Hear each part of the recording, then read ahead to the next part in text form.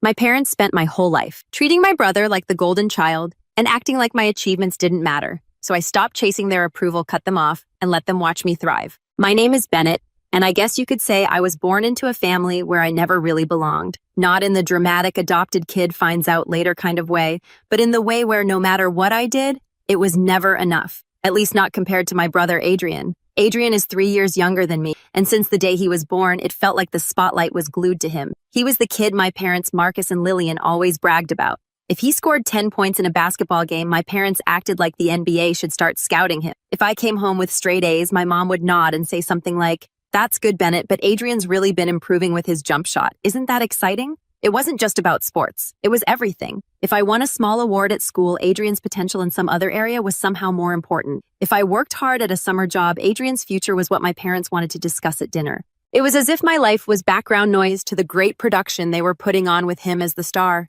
I learned pretty early on that if I wanted validation, I wasn't going to get it at home. But the real problem wasn't just the lack of recognition. It was the way my parents actively tore me down whenever I had something they couldn't ignore. The first time I noticed how deep it ran was at my high school graduation. I had worked myself to the bone to graduate near the top of my class. I got an award for academic excellence, and when I walked across that stage, I thought just for a moment that my parents might finally be proud. But when we went out to dinner afterward, Adrian was sulking because, in his words, nobody cared that I got MVP at basketball this year. Instead of reminding him that the night wasn't about him, my parents immediately shifted. My dad actually looked at me and said, "Don't gloat, Bennett. You should try to be more humble. Remember, your brother is still younger than you and he'll have his turn." I sat there in that restaurant, my diploma folder still in my hand, and listened to them reassure Adrian that his time to shine was coming. They didn't even congratulate me properly. It was like they couldn't stand the thought of me having a moment where I wasn't overshadowed. It didn't stop there.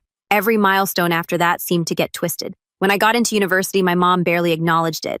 Instead, she said, "Well, Adrian will probably get into a better one. He's so well-rounded." When I bought my first used car, my dad called it practical, but immediately asked if Adrian wanted to test drive it. The breaking point, though, started forming during my last year of college. I had been accepted into an internship that was incredibly competitive. I remember calling my parents to share the news, hoping maybe naively that this was big enough to finally get a reaction. At first, my mom said, "That's nice, dear." But then she quickly added, "Adrian's coach thinks he could really go far if he sticks with basketball. We might even travel with his team next season." It was like they hadn't heard a word I said. I laughed awkwardly, more out of disbelief than humor. And that silence on my end must have annoyed my dad because he cut in with, "Bennett, you've always been too sensitive. Don't make everything about you." That line stayed with me. I was 21 years old on the brink of starting my adult life, and all I could hear was my father telling me I was too sensitive for wanting the same acknowledgement my brother got effortlessly. That was the moment I started thinking seriously about leaving. Not just leaving home physically. I had already been away at school, but really leaving, creating a life where I didn't have to be dragged down every time something good happened. But of course the universe, or maybe just my family's uncanny ability to sabotage, wasn't going to let me slip out quietly. The first sign came at a family dinner I attended after starting my internship. I thought maybe keeping things surface level would keep the peace. I didn't bring up my job, didn't talk about the long hours or the exciting projects I'd been assigned. I just asked about their lives, let them brag about Adrian, nodded where appropriate. But halfway through the meal, my Aunt Muriel, who always loved stirring the pot, asked me directly, "So, Bennett, how's that internship? That's a big deal, right?" I opened my mouth to answer, and before I could say more than 2 words, my mom jumped in. "Oh, it's nothing compared to Adrian's season. You should have seen the crowd cheering for him last week." Everyone at the table turned to Adrian, who basked in the attention like he was born for it. I sat there, fork in hand, the words I had wanted to say burning a hole in my throat. My aunt gave me a sympathetic look, but even she didn't push further. That night, I drove back to my apartment in silence. I kept replaying the scene the way my mom had cut me off, like what I had to say didn't matter. And for the first time, instead of just swallowing the bitterness, I started making a plan. I didn't move right away. For a while, I just went through the motions. Wake up, go to my internship, come home, collapse into bed. On the surface, I looked like any other 21-year-old just trying to keep up with work and life. But under it all, I was watching my parents' patterns more closely, almost like a researcher studying behavior. Every call, every family gathering, every remark, I noticed things I had brushed off before. The favoritism wasn't just obvious, it was deliberate. Whenever my mom called me, the conversation started with, "Did you hear what Adrian did this week?" And if I dared try to answer with my own news, she would find a way to redirect it back to him. One time I told her about a presentation I had led for my team, something my supervisor actually praised me for in front of everyone. I hadn't even finished describing it before she cut in with, "That's nice, Bennett, but Adrian's coach says he's a natural leader on the court. Isn't that wonderful? I remember sitting on my bed that night, staring at my phone after she hung up, realizing she hadn't once asked me how I was doing. Not once. My dad wasn't much better. He liked to lecture. Every call ended with a version of "you should really learn from your brother." He's got charm, Bennett. People like him. You're smart, but you could work on that. The words stung, but they also fueled something. Slowly, the bitterness I'd been swallowing for years began hardening into determination. If they weren't going to see me, I would make sure the rest of the world did. And when that happened, I wasn't going to let them take any part of it. I started setting boundaries, small at first. When my parents asked me to come home for the weekend because Adrian had another big game, I said no, claiming I was too busy with work. The disappointment in my mom's voice was obvious, but what struck me was what she said next. "Well, you'll regret missing out. These are important moments." Important moments. She never said that about my graduation, my award, or my internship, only Adrian's games. That was when I started keeping a journal. Not for emotions, but for facts. Dates, conversations, the little slights that added up. It sounds obsessive, but writing it down made me see the bigger picture. It wasn't in my head. It wasn't me being too sensitive. This was a pattern of dismissal, and I was done letting them rewrite the narrative. The turning point came the summer after my internship, right before my final year of university. I got offered a part-time position at the same company, which meant real income and real experience. I wanted to celebrate. My roommate, Caleb, suggested we go out with a group of friends, but my parents called that same week. My dad's voice was unusually enthusiastic. "Bennett, we're having a big dinner Saturday. Adrian's team made it to the regional finals. You to be there. Family comes first." I remember pausing, phone pressed to my ear, my acceptance email still open on my laptop screen. He hadn't asked me about my job, hadn't congratulated me, hadn't even given me room to mention it. He just demanded I come home to clap for Adrian. Something in me snapped. I didn't argue, I didn't explain, I just said I can't make it, and hung up. The fallout was immediate. My mom called back minutes later, her voice sharp. "Bennett, this is selfish. Do you know how much your brother looks up to you? He needs your support." I almost laughed at the absurdity. Adrian had never once looked up to me. If anything, he enjoyed being the center of attention too much to even notice whether I was there. But my mom wasn't asking. She was guilting. And when I didn't give in, she hung up coldly, telling me not to bother coming if I couldn't prioritize family. That was when I made my decision. I was done waiting for their approval.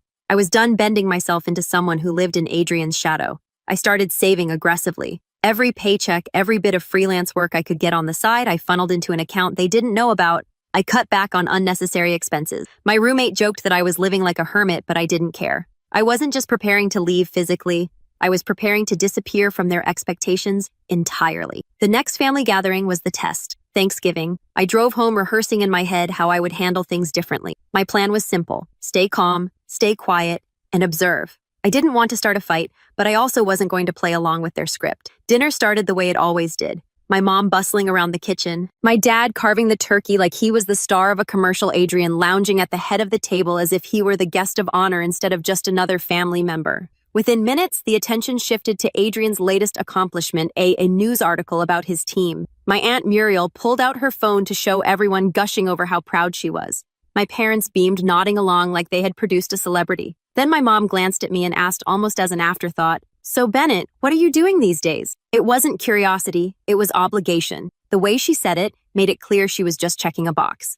I could feel the eyes around the table waiting. For once, I didn't downplay it. I said it evenly. "I'm working part-time at a firm in the city. They've hinted it could turn into a full-time offer after I graduate." Silent. A few polite nods. And then predictably, my dad turned back to Adrian and said, "That's fine. But Adrian's really got momentum right now. If he plays this right, he could go professional." The conversation flowed back to Adrian like I hadn't spoken. I picked at my food, my hands clenched under the table. But this time, instead of feeling invisible, I felt resolute. Let them ignore me. Let them mock my achievements by omission. I wasn't staying here to be their audience. What none of them knew was that I had already signed a lease on a small apartment closer to the city. I hadn't told anyone, not my parents, not even Adrian. I was moving in a week and I wasn't planning on giving them my new address. That Thanksgiving was the last time I sat at that table as their dutiful son. But of course, nothing in my family ever stayed simple. Because just when I thought I could slip out quietly, my brother made sure I couldn't. It started with a text from Adrian the night before I moved. Just 5 words that made my stomach drop. "I heard you're leaving us." I stared at that text for a long time. The words were simple, but they carried weight. Adrian knew. Somehow, the one thing I had kept completely to myself had made its way to him. My chest tightened as I scrolled back through my recent messages, wondering if maybe I'd slipped up and told someone without realizing. But no, The only person who knew the full truth was my roommate Caleb, and he wasn't the type to blab, which meant one thing. Someone in the family had been snooping. I didn't respond right away. Instead, I set my phone down and paced around my half-packed apartment. Boxes were stacked against the walls, labeled in black marker. It had taken me months to scrape together enough money to move closer to the city. I wasn't about to let Adrian of all people ruin this, but ignoring him wasn't an option either. If he knew then, my parents would know soon too. And if they found out before I had the chance to leave, they would do what they always did, twist it into an accusation, make me the villain for not bending to their version of family loyalty. After about an hour, I finally typed out a reply. Who told you that the typing dots appeared almost instantly? Adrian loved the chase. He lived for being in control of the information. Don't worry about it, he wrote back. I just think it's funny you'd sneak off instead of telling mom and dad. They're going to be so disappointed. I clenched my jaw. Disappointed. That word had followed me my entire life, wielded like a weapon. If I stood up for myself, I was a disappointment. If I celebrated my own success, I was arrogant. If I asked to be treated equally, I was ungrateful. And now Adrian was holding it over me like a trophy. I didn't respond again. Instead, I turned my phone off completely and went back to packing. The next morning, I woke up to find 12 missed calls and a string of messages from my mom. Each one grew sharper in tone. Bennett, is it true? Why didn't you tell us you were moving? After everything we've done for you, this is how you repay us. You're tearing this family apart. It was exactly the storm I'd predicted. And reading those words, I felt both angry and strangely calm. They weren't even asking why. They weren't curious about my reasons or my feelings. They had already cast me as the antagonist in their story. I spent the day loading my things into a rented van, trying to keep my mind focused on the logistics. But by late afternoon, as I was carrying the last box down the stairs, I saw a familiar car pull up outside my building. My parents' car. My stomach dropped. I hadn't given them the address, which meant Adrian had. The doors opened, and there they were. My mom, my dad, and Adrian trailing behind like he was arriving for his coronation. My mom's expression was a mix of hurt and indignation. My dad's was stern and Adrian's was smug. Bennett, my mom said, striding toward me. What is going on? Why are we hearing from your brother that you're moving? Why didn't you come to us? I set the box down on the sidewalk, trying to steady my voice. Because I knew exactly how you'd react. That's not fair. My dad cut in his tone sharp. We're your parents. You don't just sneak away like a thief in the night. You talk to us. You include us in decisions. I almost laughed at the irony. Include you. Like you've ever included me in anything. This is the first decision I've made for myself without you shutting it down or dismissing it. Adrian leaned against the car, arms crossed, smirking. You're being dramatic. Mom and dad just want what's best for you. But if you'd rather play the victim, that's on you. The urge to snap back at him was strong, but I forced myself to stay calm. I wasn't going to let him pull me into a shouting match. I'm not playing the victim, I said. I'm choosing a life where I'm not constantly treated like second best. My mom's eyes flashed. Second best? Bennett, do you have any idea how hurtful that is to say? We've always loved you. Love me? I repeated, my voice rising despite my best efforts. You've tolerated me. You've compared me. You've cut me off mid-sentence to brag about Adrian. You've told me to be more like him. That's not love. That's keeping score. For a moment, there was silence. My parents exchanged a look as if silently deciding how to handle my rebellion. Then my dad stepped forward. This internship of yours, this little job, it's gone to your head. You think you're above family now? Let me remind you, when Adrian succeeds, we all succeed. That's how family works. You walking away like this only proves how selfish you are. His words landed heavily, but not in the way he intended. They solidified my resolve. Because in that moment, I saw clearly nothing I did would ever matter to them unless it somehow revolved around Adrian. I picked up the box again and started toward the van. I'm not asking for your approval. I'm not asking for permission. I'm leaving because I have to. For me. Adrian finally spoke again, his voice dripping with condescension. You'll regret this, Bennett. When you're alone in that tiny apartment struggling, don't come crawling back. Don't expect mom and dad to bail you out because you won't deserve it. I looked at him, really looked at him. The golden boy who had never known what it felt like to be overlooked, who had never worked for recognition because it was handed to him automatically. And instead of anger, I felt something else, pity. I didn't respond. I just kept loading my things one trip after another, while my parents hovered, alternating between guilt and disapproval. They didn't help. They just watched as if waiting for me to break down and admit they were right. But I didn't. By nightfall, the van was full and I was exhausted. My parents stood by the car, Adrian beside them, all three of them staring at me like I was a stranger. Fine, my mom finally said, her voice cold. Go. But don't expect us to welcome you back after this betrayal. Family stick together, Bennett. You've made it clear you don't care about that. I closed the van door, my hands shaking not from fear, but from the adrenaline of finally standing my ground. I got in the driver's seat, started the engine, and pulled away. As the headlights lit up the road ahead, I told myself I was free. But deep down, I knew this wasn't the end. because people like my parents and Adrian, they didn't just let go. They would find a way to drag me back into their orbit.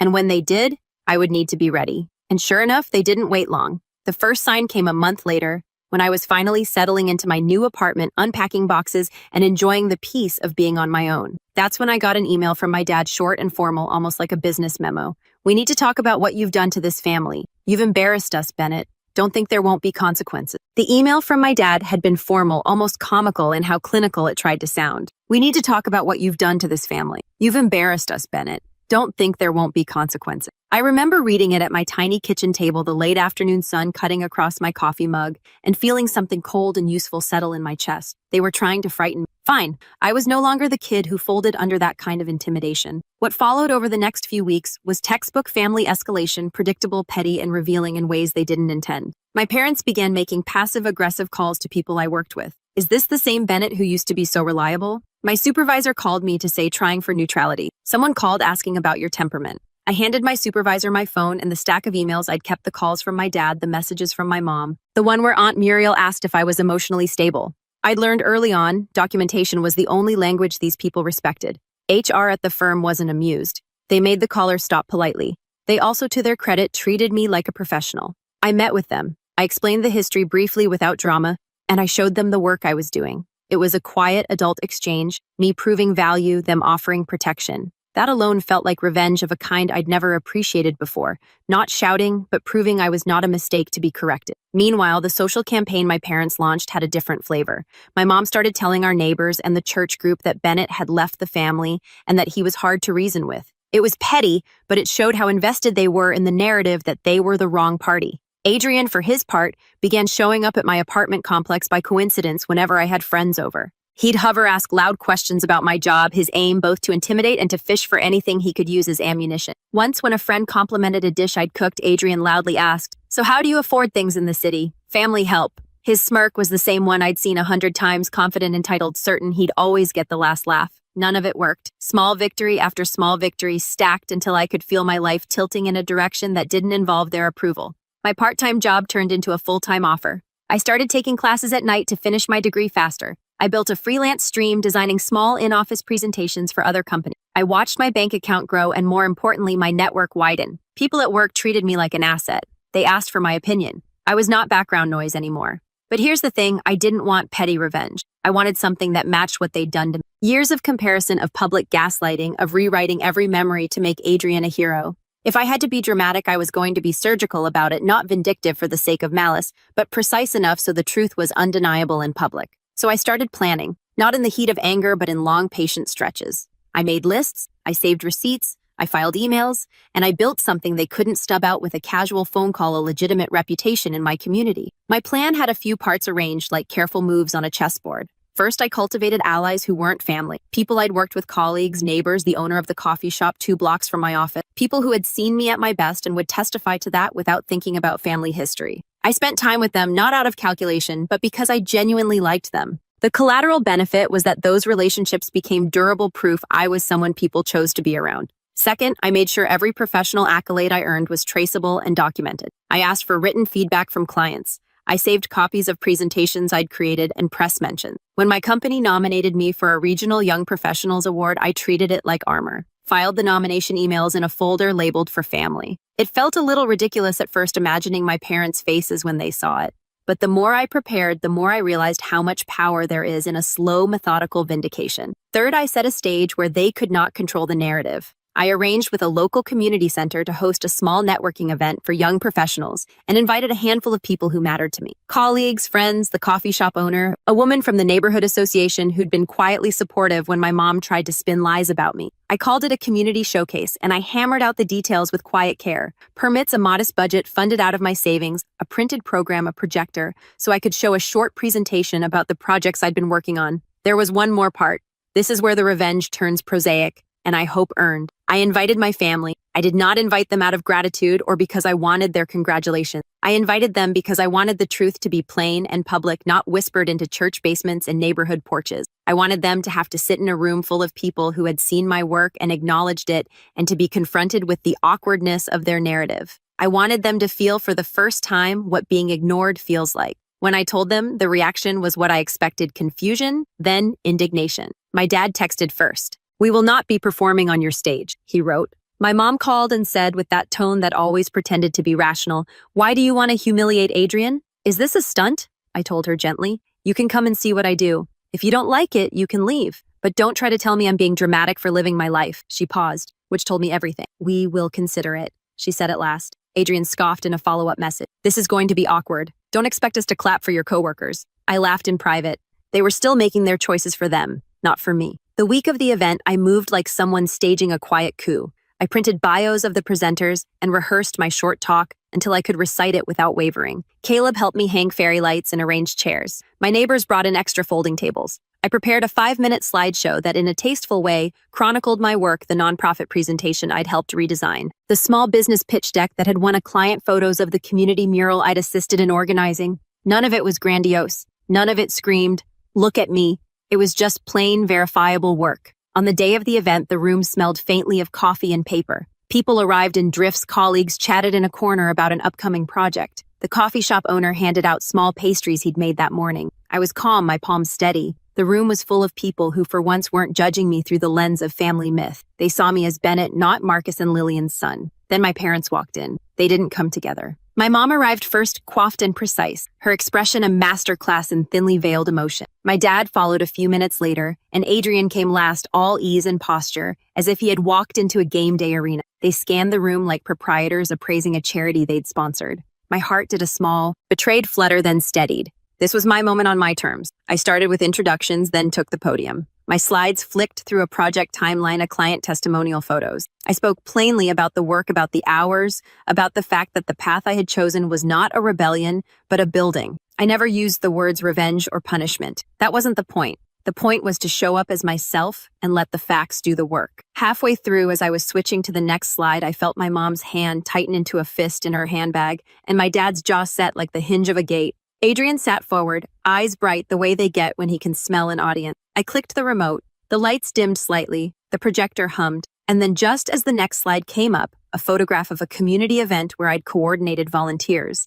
My dad's phone started to buzz loudly on the table in front of him. He fumbled for it, his face flushing. He read the screen, then glanced at me, and in that single passing look was the calculation I'd been waiting for and dreading in equal measure. As the projector warmed the wall with the next image, my dad stood up. He cleared his throat. "We need to leave," he said. The room went quiet. I froze with my hand on the remote, the slide half illuminated. My mom's expression was of wounded dignity. Adrian gave me a look like he'd just been handed a new script. "Why?" I asked. He folded his arms. "This is ridiculous. We don't belong here." "That's fine," I said slowly. "But you do get to stay and see what I do." "You did show up." My dad's face tightened, veins like wires. People shifted in their seats. A colleague of mine raised his eyebrows, watching. For a second, it looked like they might leave, walk out, make good on their threat to isolate me further. Then, much to my surprise, my mom hesitated. Her hand went to her throat. Her voice, when she spoke, was quieter than I'd ever heard it. "We're leaving because this is not how we do things," she said. "We won't be talked about like we're villains." A murmur ran through the room that had nothing to do with me. I felt the weight of it. This finally was the crossroads I'd been shaping for months, a public test of the story each of us had lived by for years. My finger hovered over the remote. The next slide would show a small screenshot, a text message from Adrian to me, the one where he wrote, "I heard you're leaving us." I had kept it for a reason. I had rehearsed exactly what I would say afterwards, not a denunciation, but a calm recitation of years of small erasures. I had planned for their exit, for their refusal, for their final indignation. Outside, the wind picked up. Inside, someone coughed. My parents stood at the edge of the chairs, the hallway light painting halos around them. Adrian flashed a last insolent grin and started toward the door. I didn't move. The projector hummed. The room waited. And then my mom did something neither of us expected. She turned back, her face a stranger, and looked directly at me. "If you want to humiliate us in public," she said, and for a sliver of a second her voice was brittle enough to break, "Go ahead. But remember, people are watching. Remember the damage you do." She was wrong about the motives. She was right about one thing. The room was watching. I clicked the remote. The slide changed. The image came up enlarged and unavoidable on the wall. It was the message thread, my words, his words, laid out plain and small and human. At that exact moment, the double doors at the back of the hall opened. My Aunt Muriel, who had been my parents' most reliable amplifier, walked in with an expression that said she'd come to either scold or to support, depending on which narrative the moment handed her. Behind her, two faces I didn't expect appeared. Neighbors who had seen through my mom's stories, and a woman from the neighborhood association who had helped me on the mural the year before. The hum in the room became a low, charged silence. People glanced toward my parents. My dad's face had gone stone. And then before I could say a single planned word, my phone buzzed in my pocket. A message from an email address I didn't recognize. The sender name read simply, "Someone who knows." I slid the phone out and without breaking eye contact with the projected messages on the wall, read the first line. "We've been watching. We know what Adrian's been doing with the team funds." My breath hitched. The room shifted again, a collective intake like the pause before a storm. My parents' eyes snapped to mine. Adrian's grin vanished. I felt the floor tilt beneath me in a way that had nothing to do with nostalgia and everything to do with timing. This was the opening I had not fully planned for, but had hoped for in half-formed ways. The evening, which had started as a quiet professional showcase, had become something else entirely. I kept the phone in my hand. The projector hummed, the slide glowed. The room waited for whoever was brave enough to speak next, and that was where I left it. Watching the faces in the crowd, watching my family's carefully constructed certainty start to crack. Not because I wanted to ruin them, but because I wanted the truth to be seen for once. The next step, what I would reveal, how far I would go, whether I would publish the rest of those messages or hand them to someone who could hold my family accountable, was a weight I had been carrying for months. Someone at the back of the room cleared their throat. My mom's hand shook on the strap of her purse. Adrian's eyes darted between the phone in my hand and the doorway. After that disastrous dinner where my mom cut me off mid-sentence, my decision hardened. I wasn't just going to distance myself. I was going to thrive far away from them. And when the time was right, they would finally see what they had thrown away. The internship turned into a full-time position, and I poured myself into it.